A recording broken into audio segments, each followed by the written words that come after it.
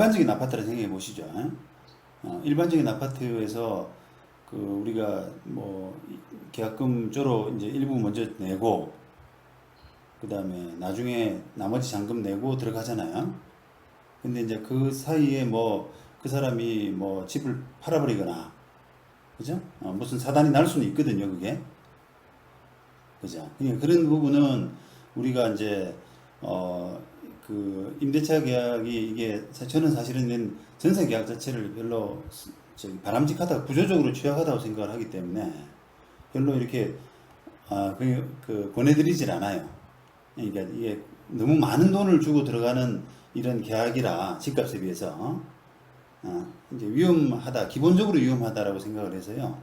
그 전세를 좀 피하라고 말씀드리고 싶은데 어쨌든 뭐 전세를 하신다고 하니까요. 그러니까 일반 아파트 같은 경우는 계약금 먼저 내고 나중에 이제 잔금 내는 사이에 뭔가 그 집에 뭐 그 집이 경매 들어가든지 그 집이 담보 잡히든지 그 집을 팔아먹든지 이런 부분에 위험이 고스란히 노출되어 있는 겁니다. 그죠? 근데 이제 그거는 뭐 다른 사람도 그렇게 하니까 그죠? 뭐 내 혼자 유별나게 계약금 내놓고 내가 잔금 낼 때까지 불안불안하면서 저 집이 뭐 집주인 사정 때문에 뭐 문제가 되지 않을까 이렇게 노심초사하는 것은 뭐 내가 그냥 유별나서 그런 거 아니냐라고 해서 그냥 좋다 남들도 하니까 나는 그냥 인정할게라고 할 수 있잖아요. 그건 좋습니다. 근데 그게 이제 그렇다고 해서 그게 안전하다는 뜻은 아니잖아요, 그죠?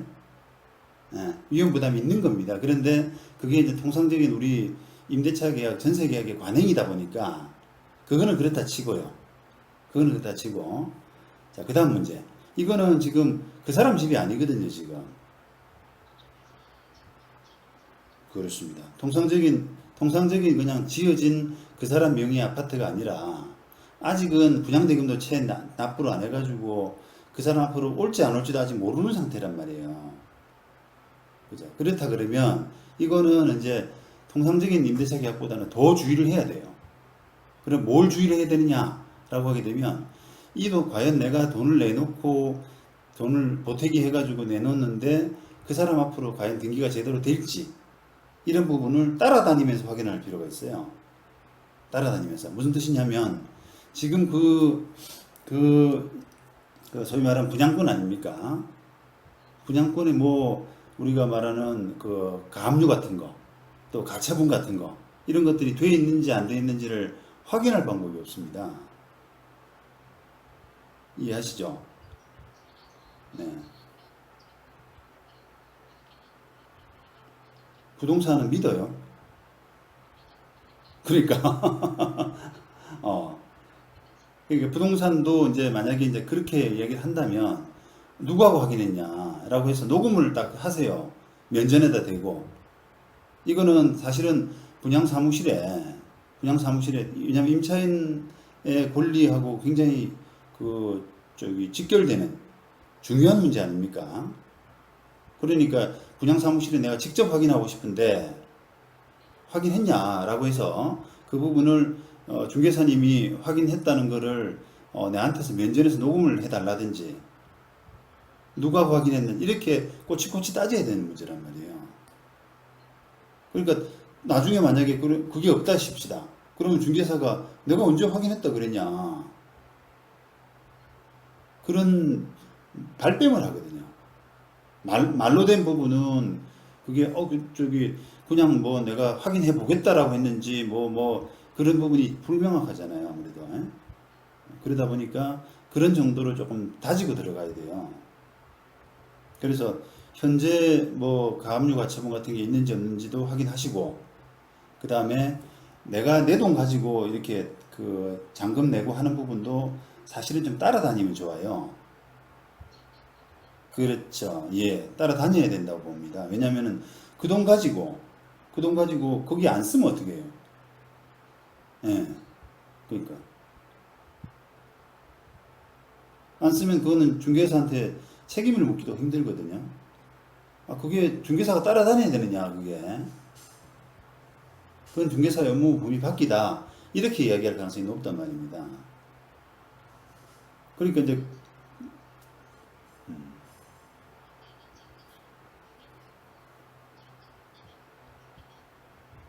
부동산 가서가 아니라 분양 사무실에서 일 처리를 하겠죠, 보통?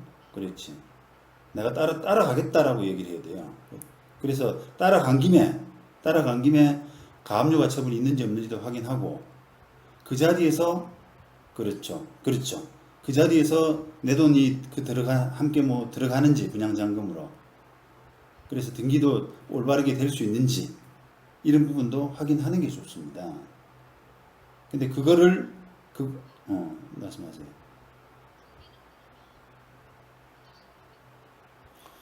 그러니까 이제 그때 보통은 분양잔금을 내게 되면 뭐 법무사 같은 사람 따라오지 않아요? 어, 예. 그러니까 이제 그런 있는 법무사한테 자문을 구하는 거죠, 이게. 그렇게 안 하고 그냥 그 돈을 내버려 두게 되면은, 그 사람한테 주어주게 되면은 그 돈이 어디로 갈지 알 수가 없는 거예요.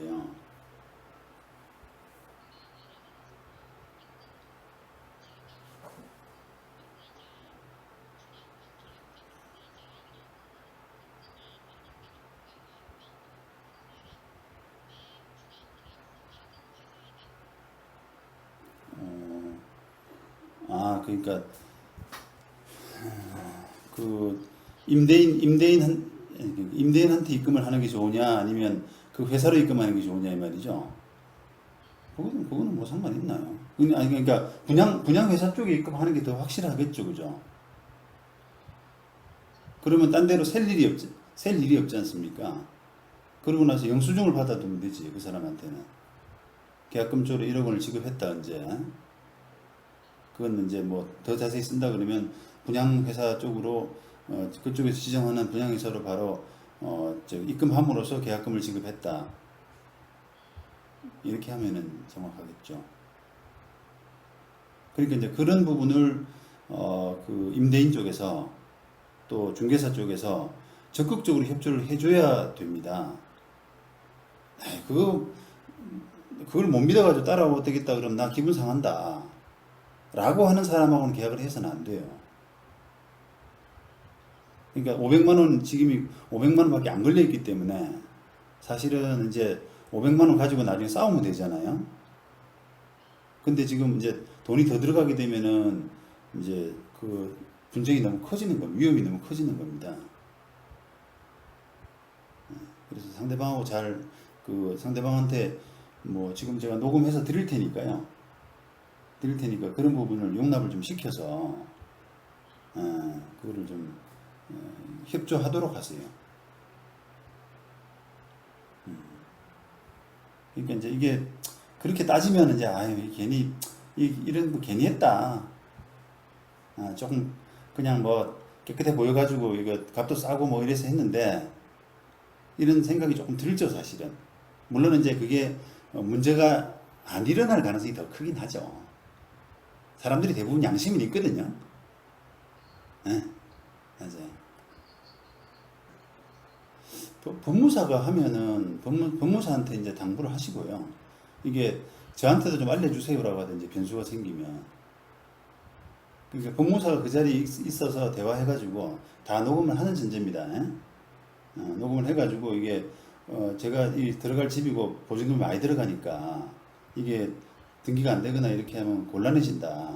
그래서 그 의뢰인은 원래는 임대인이 의뢰인이 되지 않습니까? 법무사한테 의뢰하는 사람은. 근데 저한테도 좀 알려주세요라고 하는 부분을 임대인한테 허락을 얻으세요.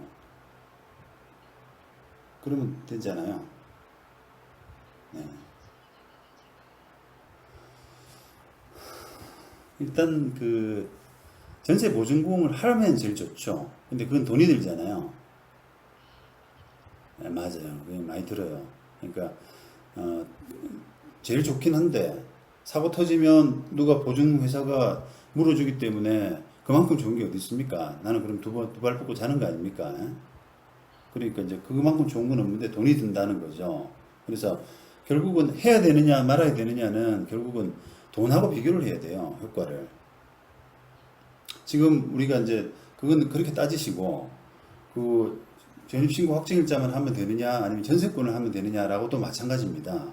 제가 이제 요 끝나고 나서 이제 동영상 하나 찍은 거 하나 보여드릴 텐데, 그게 전입신고 확정일자는 우리가 효력 자체가 그걸 다음 날 0시부터 발생하잖아요. 그죠? 근데 이제 전세권은, 말씀해 주시죠. 다시 지금 잘 안 들렸습니다. 다시 말씀해 보세요. 여보세요? 예, 예. 지금 소리가 작아지네요, 갑자기. 여보세요? 아, 지금 잘 들립니다. 예, 다시 말씀해 보세요.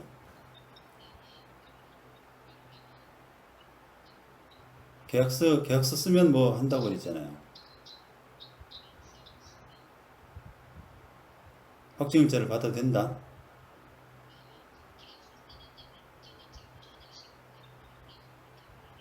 누가 그런 말을 해요? 그 부동산이 참 엉망이란 말이에요, 그 사람이. 그러면 지금 의뢰인 어떤 생각이 드냐면은, 아, 내가 그날 했으니까 그 다음날 정도 효력이 발생했구나, 이렇게 생각할 거 아닙니까? 근데 거기 거주도 안 하는데, 점유도 안 하는데, 그러니까요. 그러면 뭐, 저기, 그 발생을 안 하거든요. 이사하는 날, 다음날 0시에 발생을 해요. 그럼 우리가 뭐 지금 한참 언론에서 많이 이야기하는 내가 전입신고하고 들어가는 날 그 당일날 뭔가 주인이 저당 한참 설정해가지고 임차인보다 앞서는 그런 권리관계를 만든다고 그러잖아요. 그런 부분을 해소하는 방법으로 계약하고 나서 바로 그렇게 하면 될 바에는 누가 안 하겠습니까, 그래. 그러니까 아까 제가 이제 그런 계속 뉘앙스를 그렇게 말씀드렸는데, 이게 별 효과도 없는 걸 계속 이제 이게 마치 그렇게 하면 좀 안전해지는 것처럼 착각하게 만든단 말이에요. 그게 이제 아까 누가 그런 이야기를 했습니까? 라고 할 때 중개업자가 그런 이야기를 했다고 하니까 자꾸 이제 그런 아까 이야기의 반복이 되는 겁니다, 제가. 마치 이게 뭐 안전하니까 들어오세요, 계약하세요라고 마치 유도하는 것처럼. 네. 그러니까요. 근데 이제 그건 당연히 안 되는 것이고, 그렇다 그러면은 전세권 설정하고 부분을 생각을 해야 되거든요. 전세권은 바로 설정한 당일날 효력이 있죠. 네.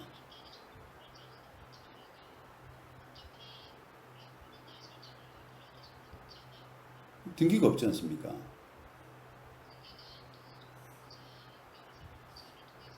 음. 아, 그래요. 그러면은 이제 회사 법무사를 통해서 하게 되면, 그리고 이제 그 법무사한테 보통은 뭐라더라? 복등기라 그러거든요. 복등기. 바로 하는 거예요. 복등기라 그러는데, 이전 등기하고 바로 내 전세권 순위를 바로 등기, 그 다음 등기를 하는 거. 그 부분, 그 다음에 전세권 등기. 예, 예. 그렇게 하는 부분에 대해서 이제 임대인하고한테 동의를 받아서 그렇게 하는 거는 의미가 있는 거죠, 이제. 그거는